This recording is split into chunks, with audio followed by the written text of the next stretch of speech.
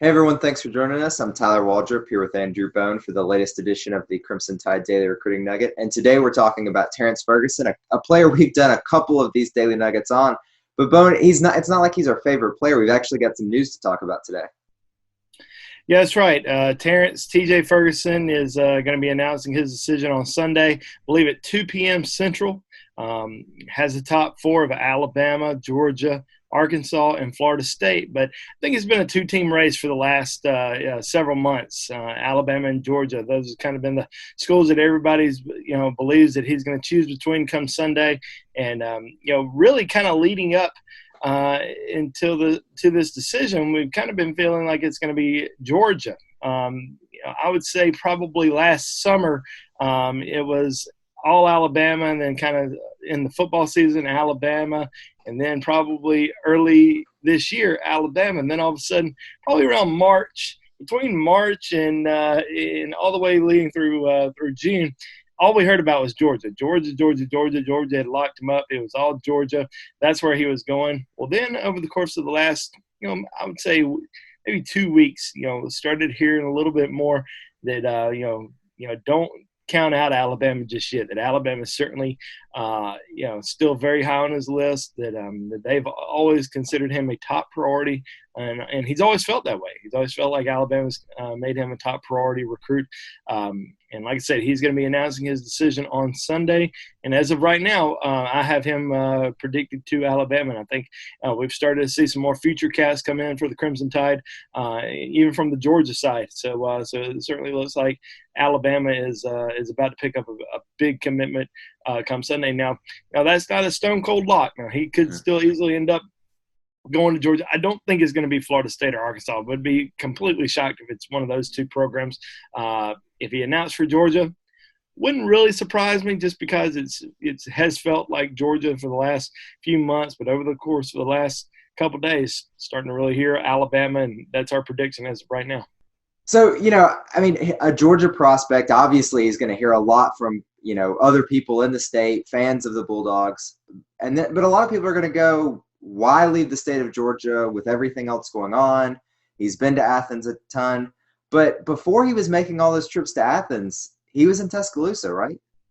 Yeah, that's right. I mean, I think he was in Tuscaloosa, 3 times, last football season alone. People keep saying, well, he's been to Georgia so many times. Why would he not go to Georgia? Well, he's been to Alabama a lot of times too, and he's got a really good relationship with the coaching staff over there. I think Charles Kelly, his area recruiter, and Kyle Flood, the offensive line coach, have done a tremendous job recruiting him throughout the process. And, we know how well Coach Kelly did in the state of Georgia last year, recruiting several top-level guys, including, guys like Brian Branch and William Anderson.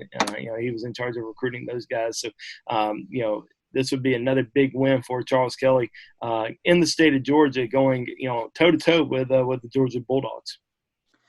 And then, offensive line is obviously a big position of need for Alabama this class. We've talked about the names before.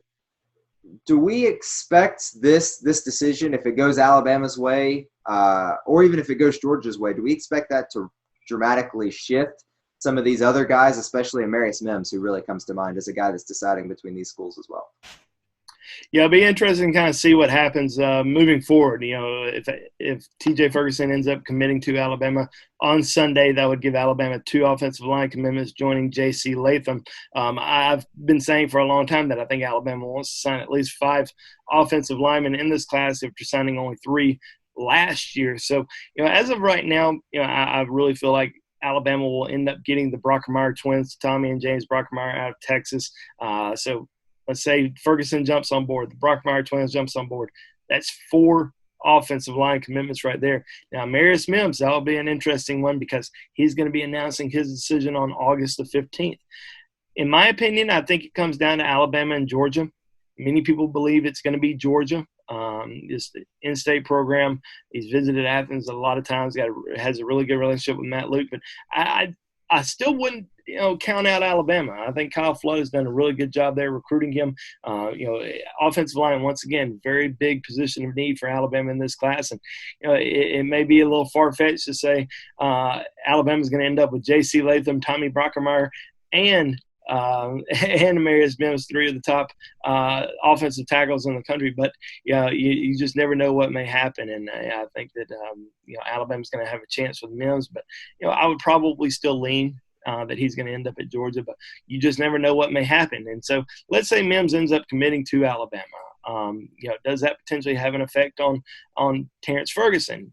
Potentially, maybe looking back at Georgia, or maybe J.C. Latham, looking around and taking some visits this fall.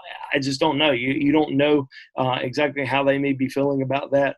It's something that we'll continue to watch. But Alabama certainly wouldn't turn down Marius Mims if he wanted to jump on board just to make sure everybody else is happy. But this is gonna be a good situation for Alabama regardless, especially if they can get TJ Ferguson on board this weekend, which I believe they will.